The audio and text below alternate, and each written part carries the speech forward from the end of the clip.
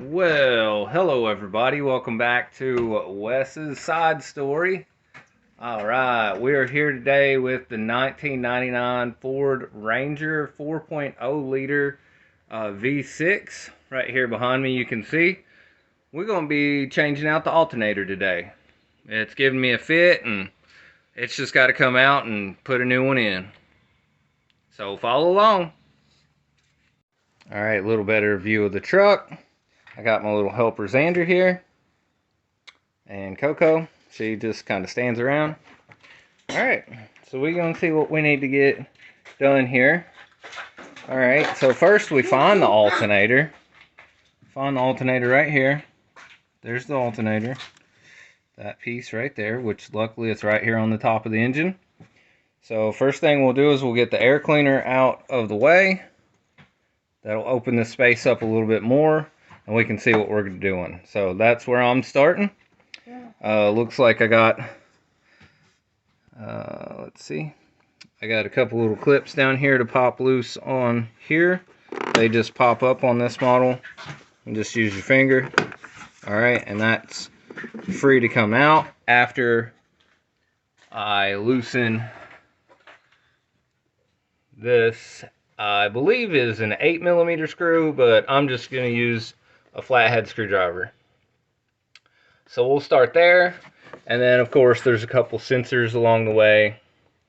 Air intake sensor, and then a air tube that runs back yonder. Alright, so that's what we're going to do to get us started. Alright, so my little helper helped me take this air intake loose. See? Real quick, couple snaps, couple sensors. So mass airflow sensor, just a air line that runs back to the, it's actually the breather for the engine. And then you got your air intake sensor, or temperature sensor right there on this particular vehicle. Again, this is a 4.0 liter 99 Ford Ranger. So now, as you can tell, we can get to our alternator quite a bit better. So we got one clip, 3 bolts, but first we need to loosen our serpentine belt, which is right here. So the tensioner on this model is right under here, so under our alternator. And let me see if I can get you a better view of that. So that's the tensioner right here. And let's see how we gonna do that. Alright, so real quick guys, while you're in here and you got the air intake cover off, you might as well check your air filter. Just make sure it looks good. Mine doesn't look too bad. Maybe knock it off on the tire or whatever. Put it back in there. Anyway, so just want to check that. Make sure that that's all running good and nice and smooth. Alright, so every one of these nuts, 13mm, 13mm, 13mm, and on the bottom of your tensioner down here, on the inside, there's going to be a 13mm bolt on there. And so basically, you take your socket, and I'm not going to be able to do this filming, but you put it on that 13mm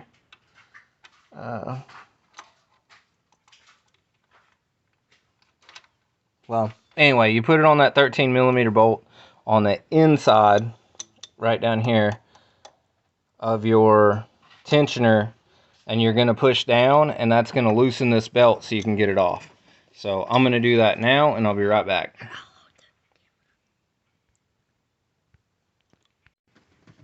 Alright, so see? You see my socket on there, right? Alright, so now all I'm going to do is push down on it, and this belt will loosen. And then I'm going to pull it off of my alternator. That's the only one I need to get it off of, because this is what I'm taking off. I don't have to take the whole belt off. If you want to take the whole belt off and change it, now would be a great time to do that. Are you going to do that? Alright, so there we got it. We got the serpentine belt loose. Again, I didn't take it off all the pulleys, just the one I needed, which is the alternator. All right, also, one thing, after I loosened the belt, the tensioner wanted to come up really far, and it actually pinched my thumb between my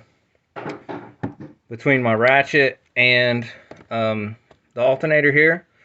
I just used a block of wood to hold my tensioner down to pull my ratchet off. So just a little trick to do there. Just use a little 2x4 or whatever you can push down to keep that tensioner from coming up too far, and you can get your socket off if you do end up in that situation where you get pinched. All right, so here's the part where we're gonna undo this connector here, and just use a screwdriver on the bottom right here, stick it in there, pry up and pull out at the same time. All right, so see, I got my plugs out now. Again, just used a flathead screwdriver to pry this up, and there was another little one down right here. I did the same thing, okay? Just did the same thing. Now this lead wire that's going to be on here will have a bolt or a nut or something like that on it. So now what we need to do is actually pull the alternator out, free it up so we can get to that connector down there to undo it. So all these bolts are 13 millimeters. So I'm gonna take mine out now, and there's another one right there. All right, I'm gonna take mine out now, so I'll be right back. All right guys, so now that I broke these loose, and it will take some elbow grease and one of these extenders to get to the back one back there. All right, so once you break them loose, you can pretty much unthread them with your fingers if you want to. It's fairly simple. So I'm gonna finish taking these out. Just make sure you don't lose your bolts. Keep them together because you're gonna use them to put the new one in. So, all right. We'll be back when that's done. Whoa. He says, whoa. I mean, because of this, it fell on my knee. Whoa. Alright, so there you got it. There's your bolts out. They're fairly long. They came from there, there, and there. Alright, and I actually got this turned. I'm going to turn it a little bit more, and I'm going to get to this last connector here. And I just got it sitting up here because this thing by itself probably weighs 20 pounds, maybe 20, 30 pounds. I don't know. Something like that. But there we go. We got that little bolt right there, or nut. And so I do just want to caution you guys, whenever you go to put the other one back on, you definitely do not want to over tighten this. This piece is plastic and you will break it all to crap. So be careful about that. So alright, I'm going to go ahead and take this loose, and then we're ready to put in the new alternator. Alright, so this is the information for the alternator that I purchased. Okay. And again, this is for the 1999 Ford Ranger. It's a 4.0 liter 4x4 automatic transmission. Alright, so here's the new alternator. You can see, if you look at them, they look really good and close together. So whenever I put this wire back on, I want to make sure that it's twisted just like it was on the other one. So I'm going to do that now. Go ahead and switch these out and make sure everything looks the same, all the connectors otherwise, so it's all good. Ow. Alright, so both of these little nuts right here are 10 millimeter. So you just need a 10 millimeter little doodad. I know it's a socket, I'm just kidding. Alright, and you put it on there and you can easily screw those off. So I'm going to again do that now, and I'll be back just in a minute. Alright, so there we go. We got the new alternator plugged in with the lead cable there. So now we're just going to fish it around there. I'm going to put my last bolt in first just because it was harder to take out. So I'm actually going to slip it down into where it goes before I twist it around in position. So I'm going to do that now, and I'll come back and show you what I'm talking about. Alright, so I did have to put this one in here just to hold it. So basically I had this one, I don't know if you can see that or not in there. Okay, so I had this one in there before I swung it over into place, if that makes any sense. Just because with this hose in the way, you can't put it down in there after you position it. So you want to put it in that hole and then kind of swing it in there sideways so you avoid having to take off this hose, which is your radiator hose, and you know, then you got to mess with a bunch of coolant, all kinds of stuff. So if you do it this way, you'll be golden. So basically, I'm going to put all my bolts in, and then I'm going to put my connectors on, which I have folded under here to keep them up out of the way to make sure that they're going to get back to where they need to go. So, alright, I'm going to tighten these bolts down, and then I'll be back before I put those connectors in. Alright, so now we got it in there. We got the bolts. Remember your bracket. Whenever I first put that bolt in there, I didn't put the bracket on. So remember your bracket right there. Getting all those tightened in. You might have to kind of loosely put them in and put all three of them in, so that way you're not trying to fight it to get one of them in. So now we're gonna put our connectors on, which actually now's a good time to spray some like electronic cleaner in there or something. So I'm gonna do that before I plug those in. I'll be right back. Alright, so sprayed those out, plug them in. Alright, now what I'm gonna do is I'm gonna put my serpentine belt back on. So just as we did before, we're gonna put a 13mm socket on that tensioner. We're gonna push it down. We're going to have to line these belts up at the same time, so it can be a little tricky. So best thing to do is try to go ahead and pull the belt around the alternator first, and then while you're pushing down on this, you can pull the belt over here. Let me give you a little bit better view, see? So we got that on there first. Gonna pull this over and put it on the tensioner.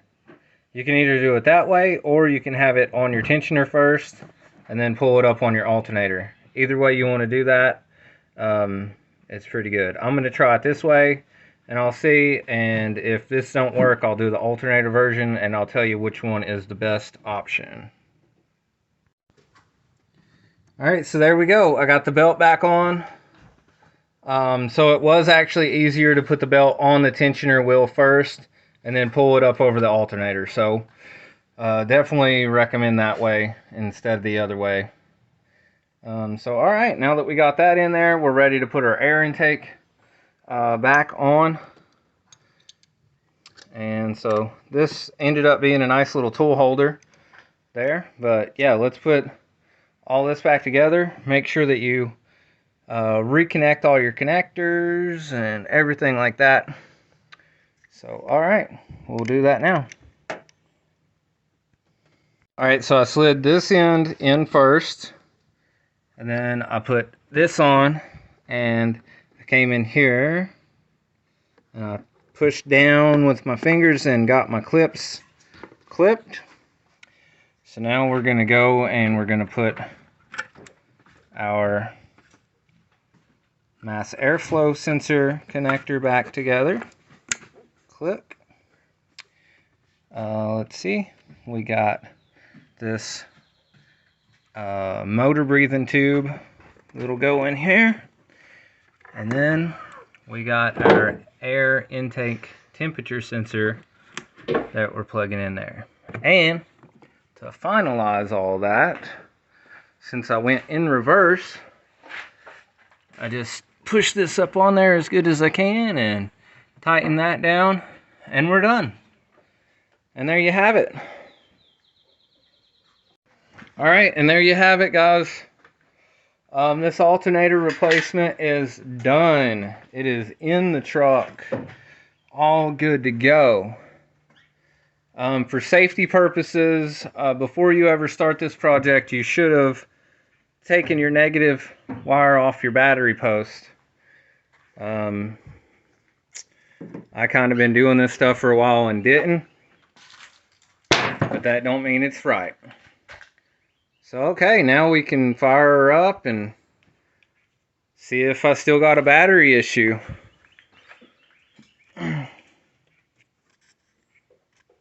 If so, I'm going to clean my terminals and should be good to go.